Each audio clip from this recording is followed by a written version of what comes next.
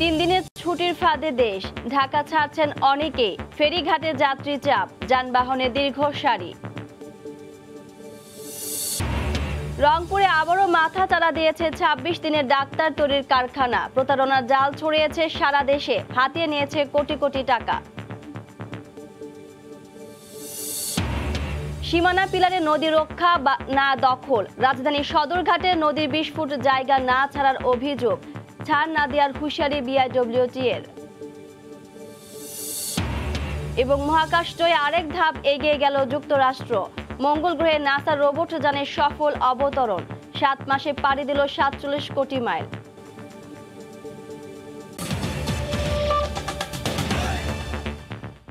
সময় সংবাদের সঙ্গে আছে আমি মাহমুদা মনি। ৩ দিনের ছুটির ফাঁদে দেশ, নৌপথে ঢাকা ছাড়ছেন অনেকে, যানবাহন আর যাত্রী চাপ বেড়েছে মানিকগঞ্জে পাটুরিয়া দৌলতদিয়া ঘাটে। এ বিষয়ে বিস্তারিত জানাতে পাটুরিয়া ঘাট থেকে সরাসরি যুক্ত হচ্ছেন সহকর্মী ইউসুফ আলী। ইউসুফ,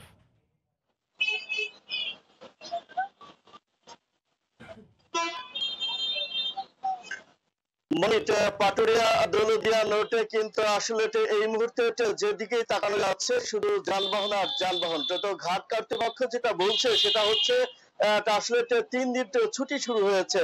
আজ শুক্রবার, শনিবার এবং রোববার আসলে ভাষা দিবস উপলক্ষে যে ছুটি রয়েছে সেই ছুটি উপলক্ষে কিন্তু রাজধানী ছাড়ছে মানুষ। সেই ক্ষেত্রে এই মুহূর্তে কিন্তু পাটুরিয়া ঘাট এলাকাতেই সহস্রাধিক যানবাহনটা অপেক্ষায় রয়েছে। তো সেই ক্ষেত্রে যারা ছোট যানবাহন রয়েছে সেই সংখ্যাটাই বেশি রয়েছে। আমি রয়েছি আসলে একদম কন্ট্রোল রুমের সামনে, সেখানে কিন্তু এই লেনটা যদি আপনাকে দেখাই তো লেনটা রয়েছে আসলে যে বড় যে যানবাহন গুলো রয়েছে এবং ট্রাক যে রয়েছে এবং পরিবহনের এই লেনটা রয়েছে, সেই লেনটাও কিন্তু এখন এই জায়গা থেকে ৩ কিলোমিটার পর্যন্ত আসলে সারি রয়েছে, দীর্ঘ সারি রয়েছে। আমি যাত্রীদের সাথে কথা বলেছি, যাত্রীরা আমাকে যতটুকু জানিয়েছে যে এই যে ছোট যে লেনটি রয়েছে অর্থাৎ ৫ নম্বর ঘাটের যে লেনটি রয়েছে সেখানেও কিন্তু ছোট গাড়ির বেশ চাপ রয়েছে। সেখানে কিন্তু আসলে ৩ শতাধিক ছোট যানবাহন পারে অপেক্ষায় রয়েছে।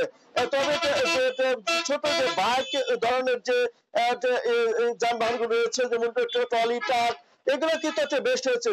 সর্বাধিক যাত্রীরা বলছে তারা কিন্তু ৩-৪ ঘন্টা ধরে এই ঘাট এলাকাতে এই নোটটুকু পার হওয়ার জন্য অপেক্ষা করছে। পাটুরিয়া দৌলতদিয়া নোটে মোট ১৬টি ফেরি চলাচল করছে ছোট বড়। সেক্ষেত্রে কিন্তু এই ফেরি কিন্তু আসলে যে যানবাহন রয়েছে যানবাহনের তুলনায় অনেক কম রয়েছে। তবে তারপরেও কিন্তু এই যে দুর্ভোগ তারা কাটাচ্ছে, দীর্ঘ সময় বসে আছে, তারা বলছে, যাত্রীরা বলছে বলে এখানে কিন্তু পয় নিষ্কাশন থেকে শুরু করে অনেক কিছু কিন্তু অপতুল রয়েছে। সেই ক্ষেত্রে তাদের ভিতরে কিন্তু একটু উৎসাহ ভাবও আমি দেখেছি। কারণ হচ্ছে কি আসলে ৩ দিনের ছুটিতে তারা আসলে বাড়তে যাচ্ছে। আসলে এই ছিল আমার কাছে পাটুরিয়া ঘাট থেকে সর্বশেষ অবস্থা। পাটুরিয়া ঘাট থেকে সরাসরি যুক্ত ছিলেন আমাদের সহকর্মী ইউসুফ আলী।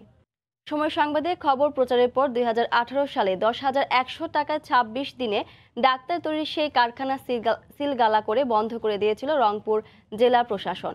কিন্তু সামান্য কৌশলে কিছু দিনের মধ্যে পাশের একটি ভবন ভাড়া নিয়ে বিপিডিএ নামে সেই ভুইফোর সংস্থাটি গত ২ বছরে ডালপালা ছড়িয়েছে সারা দেশে। জেলা এবং উপজেলা পর্যায়ে শাখা খুলে কোটি কোটি টাকা হাতে প্রতারণার মাধ্যমে অর্জিত টাকা ভাগাভাগি নিয়ে দুটি পক্ষের রেষারেষিতে থলের বেড়াল বেরিয়ে পড়ার গা ঢাকা দিয়েছে চক্রের হোতা রাকিবুল ইসলাম, তুহিন সহ অন্যান্যরা। শাকিল মাহমুদের ক্যামেরায় রতন সরকারের রিপোর্ট। ২০১৮ সালে শুধুমাত্র রংপুর কেন্দ্রিক ছিল প্রতারণার এই চক্র।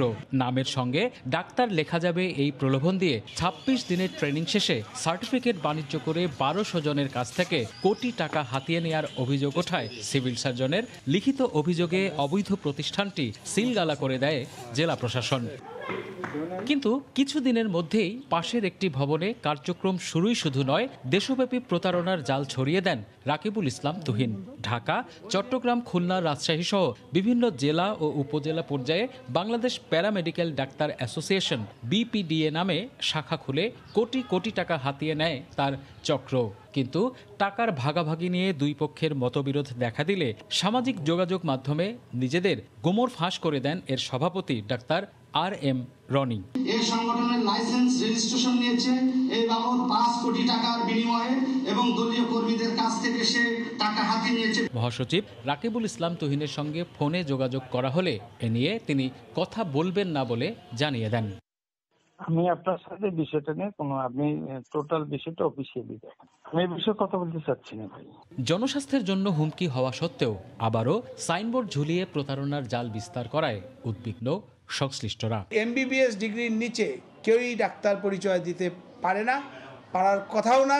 আসলে ব্যবস্থাপনাটা এবং নিয়ন্ত্রণ থাকা দরকার স্বাস্থ্য মন্ত্রণালয়ের বলে আমি মনে করি। এ অবস্থায় অবৈধ প্রতিষ্ঠানটির বিরুদ্ধে আবারও ব্যবস্থা গ্রহণের আশ্বাস জেলা প্রশাসক ও সিভিল সার্জনের। না, এরা ডাক্তার লিখতে পারে না, এটা একটা প্রতারণা।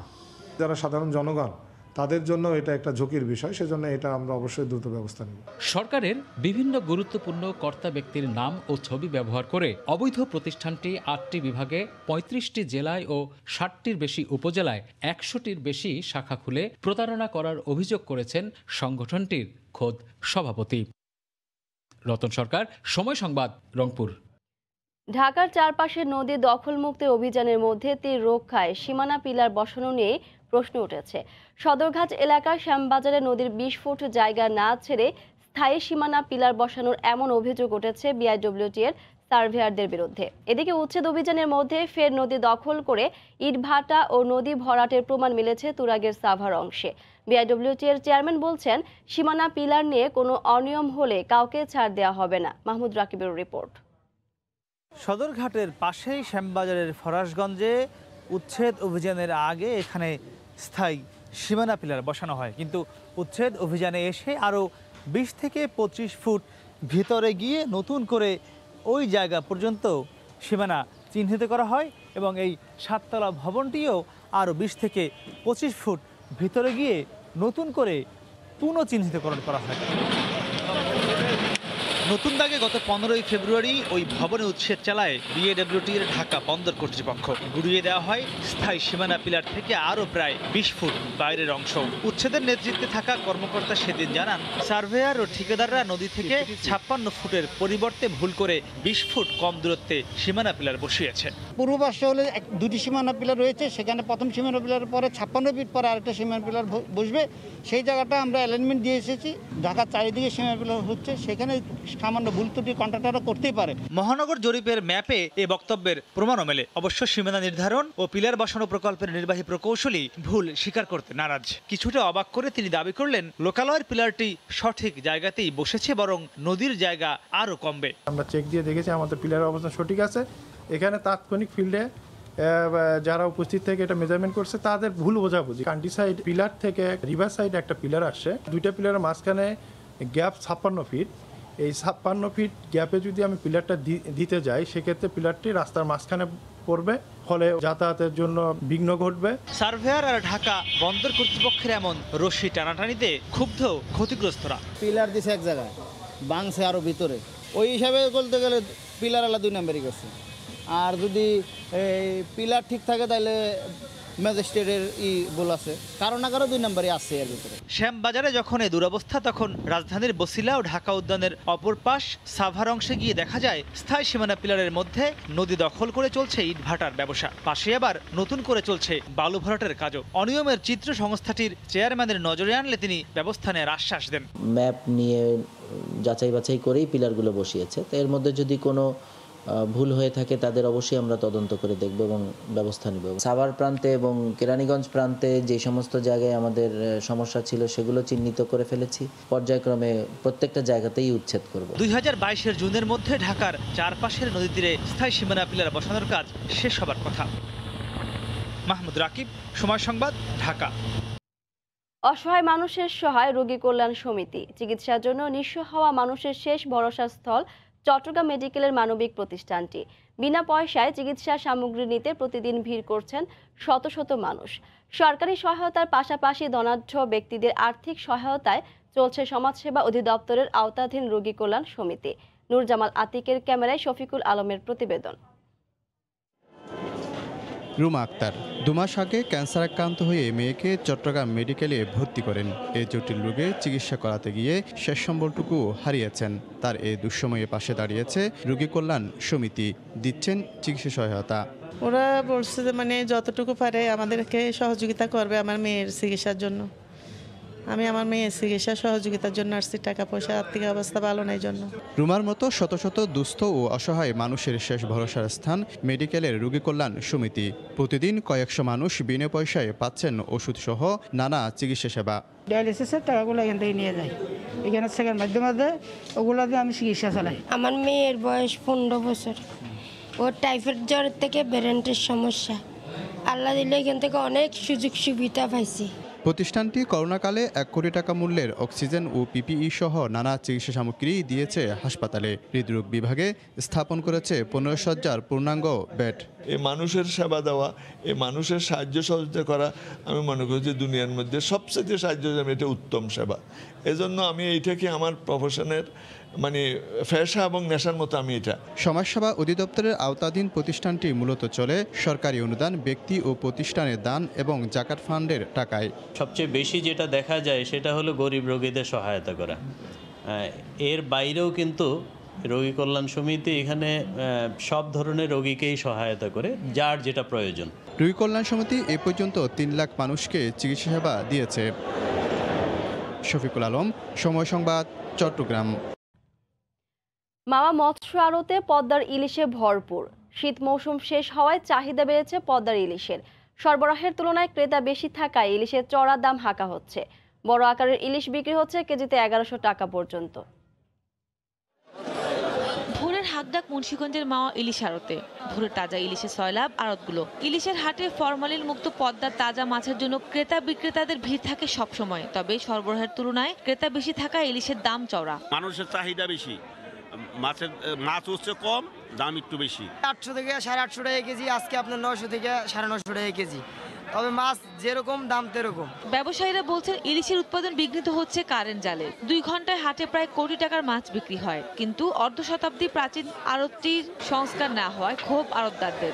আমাদের যে একটা মেন রাস্তা, সেই রাস্তাটা কেটে দিচ্ছে, আর মাছ এবং উৎপাদ নাম্বার সেই কোনো খাদ্য কোনো হইতেছে না।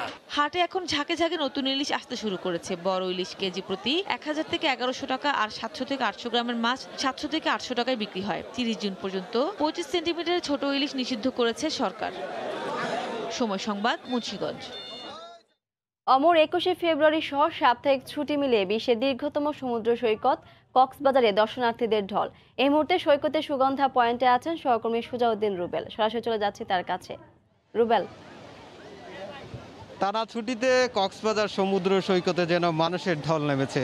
সকাল থেকে দেশের দূর দূরান্ত থেকে মানুষের যে উপচে পড়া ভিড়, সে ভিড় কিন্তু সমুদ্র সৈকতের যে তীর রয়েছে সেখানে কিন্তু যারা আগত পর্যটকরা রয়েছেন তারা কিন্তু আনন্দে মেতে আছেন। আমরা এখন ঠিক দেখতে পাচ্ছেন যে সমুদ্র সৈকতে মানুষ যে সাগর তীরে যে পানি রয়েছে সেই পানিতে তারা আনন্দে মেতে আছেন। আমরা সকাল থেকে দেখতে পেয়েছি সমুদ্র সৈকতে যে 6টি পয়েন্ট রয়েছে সে 6টি পয়েন্টে কিন্তু মানুষের উপচে পড়া ভিড়। তারা সকাল থেকে সমুদ্র সৈকতে এসে তাদের যে জেট স্কি করে ঘোরা এবং যে টিউবে বসে তারা সমুদ্র উপভোগ করা, কিংবা সমুদ্র সৈকতের যে নীল জলরাশি রয়েছে সে জলরাশিতে গোসল করা, সেটি আমরা দেখতে পাচ্ছি।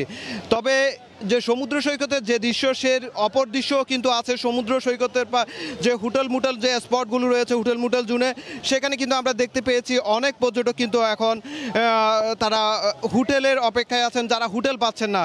তো আবার অন্যদিকে তারা অভিযোগ করেছেন যে হোটেলের যে অনেক দালাল রয়েছে, দালাল চক্র কাজ করছে। এছাড়াও তারা যে ইজি বাইক চালক রয়েছে তাদের মাধ্যমেও নানা ধরনের হয়রানির শিকার হচ্ছে। তবে আমরা পুলিশের পক্ষ থেকে যেটুকু জানতে পেরেছি, তারা বলছেন যে সমুদ্র সৈকত সহ যে পর্যটন স্পটগুলো রয়েছে সেই পর্যটন স্পটগুলোতে তারা সার্বক্ষণিক নিরাপত্তা দিয়ে যাচ্ছেন এবং তারা চেষ্টা করছেন যাতে পর্যটকদের কোনো ধরনের হয়রানির শিকার হতে না হয়।